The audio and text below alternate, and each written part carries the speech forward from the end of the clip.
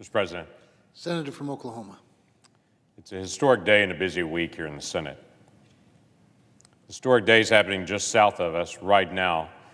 There's debate in the House of Representatives over impeaching the President of the United States. Only the third time that has ever occurred in our nation's multi-century history. The current impeachment conversation is an interpretation of a phone call that President Trump had with President Zelensky, that if you twist that phone call just the right way, it sounds like he's trying to influence the President of Ukraine. Except the President of Ukraine never said he felt influenced by that. They never took any action that the President Trump is being accused of. 5 different meetings happened in the days after that phone call, and none of those meetings ever included any conversation about Rudy Giuliani or Hunter Biden or Joe Biden. The money did go to Ukraine in time. It was the 11th of September, and the deadline was the 30th of September for it to arrive. And the whole time, the Ukrainians, who apparently were threatened by President Trump, according to the articles of impeachment, the whole time the Ukrainians said they never knew they were threatened. I have a feeling that if President Trump wanted to threaten somebody, they would know it. But apparently in this situation, the House is currently impeaching the president because they perceive the president meant to do something that he didn't actually do, when the whole time the president said, no, that was never his intent. And the only one fact witness that the House called through the entire process, the one fact witness that they called, said they actually talked to the president, and the president said, no, there's not any quid pro quo. Of course I don't want to do that. But they're going through impeachment anyway. That will then come to the Senate in January, and all of January will be consumed with walking through the 2 articles of impeachment that the House is choosing to send over. It is really ironic to me today that earlier today in the Senate, Michael Horowitz, who's the Inspector General for the Department of Justice, was in a hearing here in the Senate today talking about the process on the Russia investigation. I happened to be on that committee as we went through the process, and it was very ironic to me today in the line of questions and the issues and the things that were coming out from the Horowitz report. One of the things that probably the media will never report on, but Michael Horowitz, the Inspector General, pulled out through this process, was in October of 2016, Christopher Steele, famous for the dossier that was an opposition research project from the Democratic National Committee on President Trump leading up to the election that was supposedly all this dirty information about Russia. Christopher Steele was contacted by someone in the State Department, the Obama-led State Department.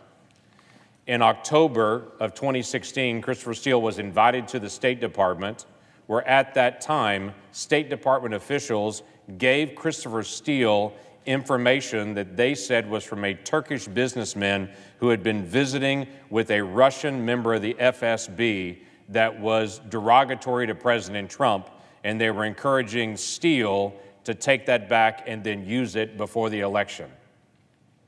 The irony of the day today for me is, while the House is impeaching the president, at the same time that's being debated, Michael Horowitz, the Inspector General, is giving testimony about individuals in the Obama-era State Department getting information from foreign individuals, slipping it to individuals working on the Clinton campaign, and literally using foreign sources to fight against candidate Trump from Hillary Clinton's staff at the State Department. Sometimes the world feels more upside down than others. This is one of those weeks. I think about a year ago today. A year ago today, the Senate was working in a bipartisan fashion to be able to pass the criminal justice reform bill called the First Step Act. It was a landmark piece of legislation dealing with helping us in federal prisons deal with recidivism. That was a good day for us here in Congress. We started getting more job training to people that are in prison, more opportunities for faith-based programs to be able to be in our federal penitentiaries, just like they are in our state penitentiaries, more opportunities for prisoners to be able to connect with their families, because the vast majority of prisoners in our federal prisons will be released one day, and it would be helpful if they had job training They had a faith-based background if they choose to. They had connections with their families. It helps us bring down the crime rate in the days ahead. That was a year ago today in the Senate. Instead of fighting through impeachment processes, it's happening now. There are a lot of people that have said to me recently, nothing's getting done. Well, that was true actually for the past couple of months while we've been waiting on the House to be able to move on a lot of other issues. But this week has been a pretty busy week moving through pieces of legislation. Jim Inhofe, who is the chairman of the Armed Services Committee here, has led the Senate and has led, quite frankly, all of Congress through a process on what's called the NDAA, the National Defense Authorization. That got passed this week. That's an incredibly important bill, not just to us in Oklahoma, but to us across the nation and for our national security. It included things like a pay raise for all of our service members. It included additional benefits and things going to our family members as they move from place to place living with their service member and helping them in their transition.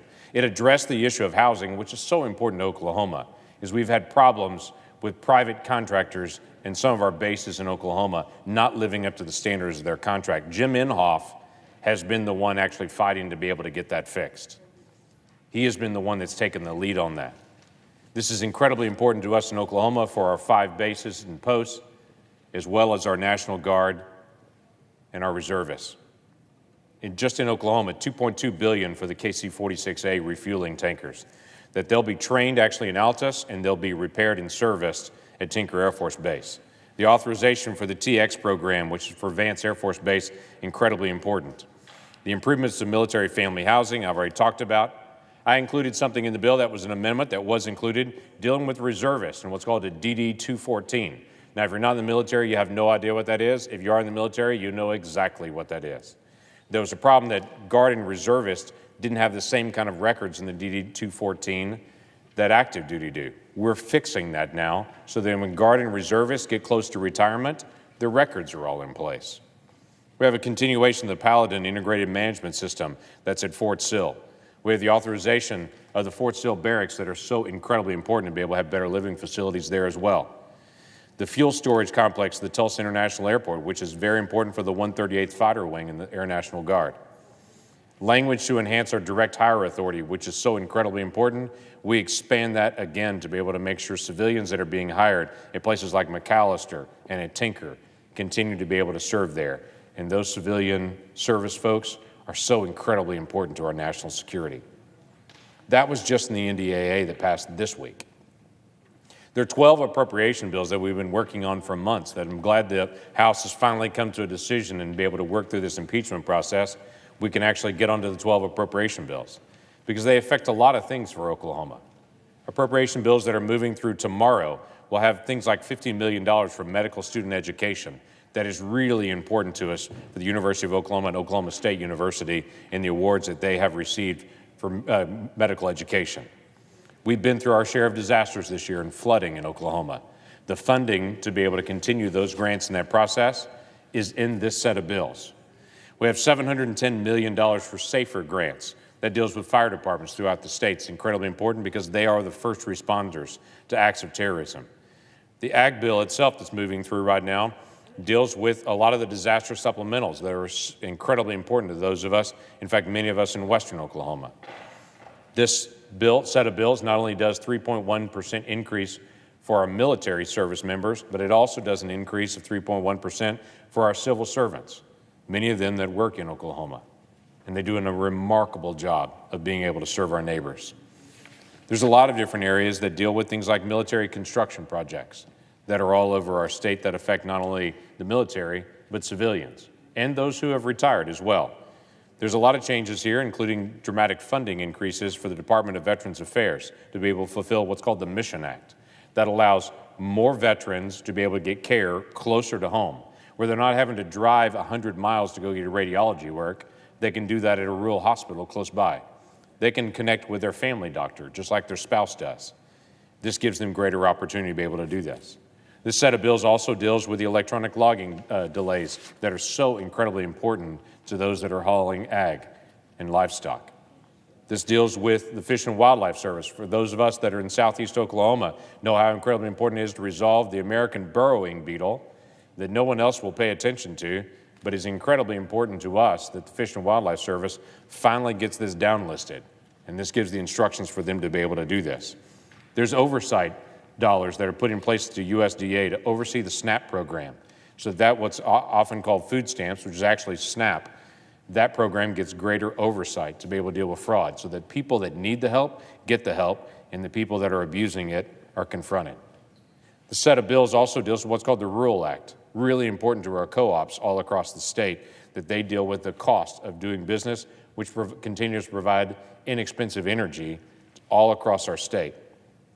The border wall funding remains. It's the exact same dollar amount as it was last year. And that was quite a fight and a conversation to be able to go through the House and the Senate. There are some that believe we should have no fences and no barriers and open borders. But I'm amazed how many people do not know that the last 4 presidents, now 5 in a row, including President Trump, have all built border fencing. For the previous 4 presidents, they didn't face the same fight that President Trump does in building border fencing. In the previous 4 presidents, it was all about national security, and it's important that we have fencing in certain areas to be able to keep that area secure. But for President Trump, it's suddenly a divisive issue.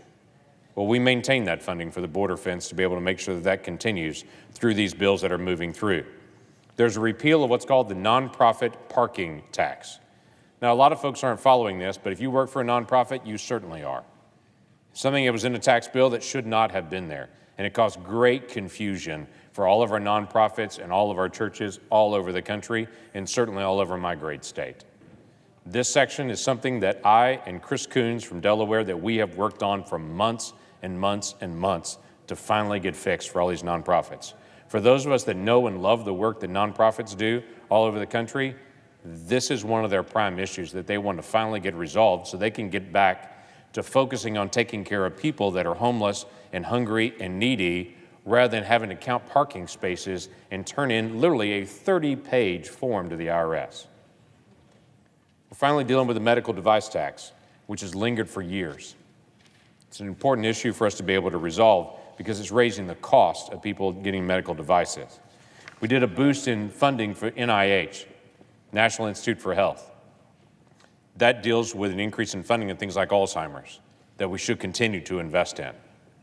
That also deals with things in Oklahoma on some of the Oklahoma Medical Research Foundation, Stevenson's Cancer Center at OU, and also some of the rural healthcare programs, especially dealing with telemedicine.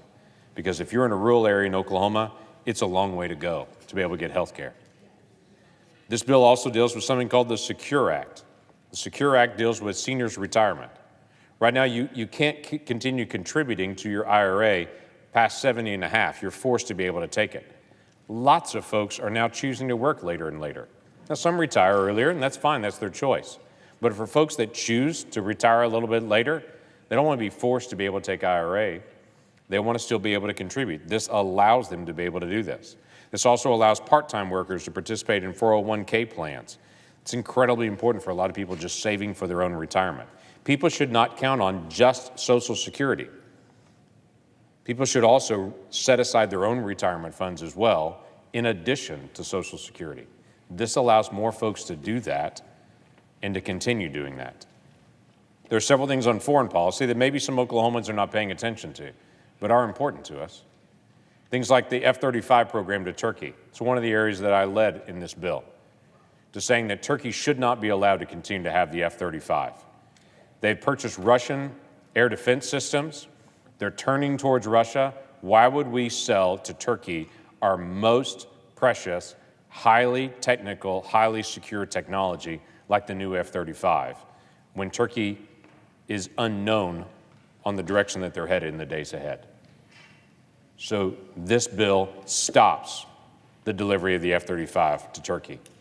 This bill also finally gives victims of terrorism their day in court.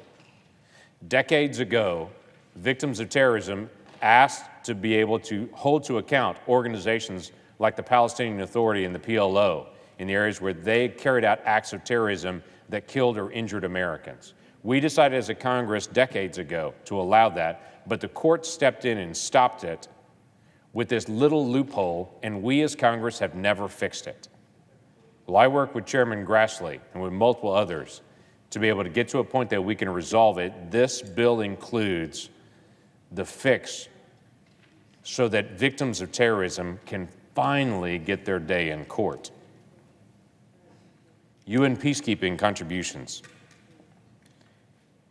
have hit a very high number in the years past, way beyond what was set as the cap. This bill keeps us down to the current cap, so we're not over-giving into the peacekeeping operations because we expect other nations to also contribute to the peacekeeping operations, not just the United States. I'd love to say everything in these bills are good, but they are not. People talk about making the sausage here. Quite frankly, I go back and think about the very first time I ever had a bite of Supreme Pizza. I don't know what everybody's family was like, but growing up for us, when we just got a hamburger pizza, just a plain one that was the cheapest one, or a cheese pizza, that's pretty good pizza. But I remember the first time I went somewhere and had Supreme Pizza, and it was all loaded with everything on it. And I thought, that's going to be great, until I bit into it. And I also found out it not only had the things I liked, but it had some things I really, really, really didn't like in that bite. And many times the things I really, really didn't like overpowered the things that I did. There are some things in some of these bills that are coming up this week that I just cannot support. Well, I talked through a lot of things that are moving, and there are a lot of things moving this week. There's also some areas like the Overseas Contingency Fund, often called OCO, you'll hear it. It's a separate fund outside the budget that's supposed to be just for taking care of our military in the fight in Afghanistan and Iraq. We've been dialing down the fight in Afghanistan and Iraq and doing less and less and less of that, and the president's already announced that he's going to continue to be able to withdraw troops in a wise way from those areas. But yet this agreement that's come down the pike this week also includes not less overseas funding, $10 billion more of the Overseas Contingency Fund, $10 billion more. The wind production tax credit suddenly reappears. It's the zombie tax credit that we thought was already gone that now just bounced back. 5 years ago, Congress agreed that wind power was prolific around the country and they no longer need a federal tax benefit to be able to sustain their business. So there was an agreement 5 years ago to little by little by little wean wind off, and 2020 would be the first year that it goes to zero, except in this bill, magically, the wind production tax credit reappears. In the year that it was supposed to be zero, it actually pops up higher than it even was last year, to an even higher amount. There's multiple different what are called tax extenders in this package. We've got additional tax dollars that are going to things like racetracks for horse racing. We've got tax dollars that are going to motorsports racetracks. We've got tax dollars that are going to craft beer breweries, because I assume craft beer breweries can't make it without getting tax dollars from their next door neighbor. Almost $1 billion worth. Almost $1 billion federal dollars going to be able to help folks that do craft brewing. And I'm sure the folks that do craft brewing love to have the tax benefit, but I think the nation has not run out of beer. And we're not in a position that we need to make sure that we subsidize that to be able to make sure that we sustain that for our national benefit. The tax side alone of one of the bills that's coming, just one of the bills that's coming, is almost $500 billion in new debt. One of the bills. $500 billion in new debt. And for a nation that has $23 billion, many of us were shocked late on Monday night when the bill was dropped with an additional $500 billion in new debt. There's some important things going on this week. And there are also some things moving through this Congress that need more attention than impeachment. And it's not happening.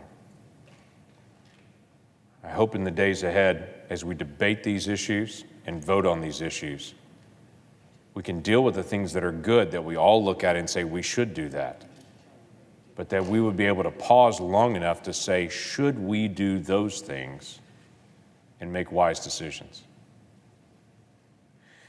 We are at the same spot we were always at. Everything gets crammed to the very end of the year, and it becomes if you don't vote for everything, then the government's going to shut down. That's why Maggie Hassan and I, Democratic senator from New Hampshire, and she and I have worked so hard this year to form a bill, what we call the Government Shutdown Prevention Bill. We want to end the possibility we have government shutdowns so that there's not a time that we get to the end of the year and everyone says, got to vote for all that stuff or the government will shut down and people will be on furlough. I'd like to have a moment where we say, we don't ever have shutdowns again. And we debate the issues that need to be debated in the time they need to be debated so that we don't dump $500 billion in new debt on our kids and go home for Christmas. Let's get some things resolved. Let's solve the issues. And then let's spend some time with our families. I think the entire country needs a deep breath from the anger and bitterness and divisiveness. It needs to get a little peace on earth and some goodwill towards men. With that, Mr. President, I yield the floor.